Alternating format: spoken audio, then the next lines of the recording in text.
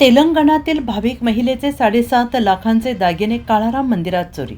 नाशिकच्या पंचवटीतील काळाराम मंदिर परिसरात तेलंगणावरून दर्शनासाठी आलेल्या महिलेचे 25 जानेवारी रोजी संध्याकाळी दागिने चोरी झाल्याची घटना समोर आलेली आहे।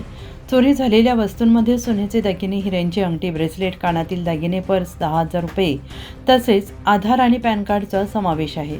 सर्व वस्तूंची किंमत अंदाजे 7,50,800 रुपये असल्याची माहिती पोलिसांनी दिली आहे।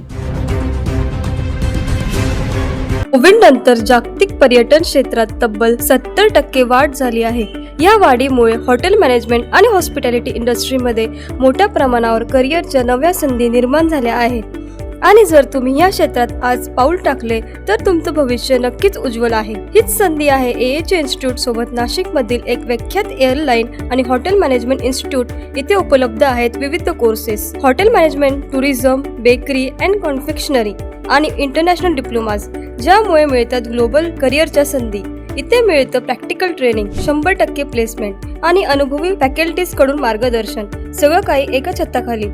AH इन्स्टिट्यूट, जिथे तुमची आवड, स्वप्न आणि मेहनत मिळवते जगभरात उंच भरारी।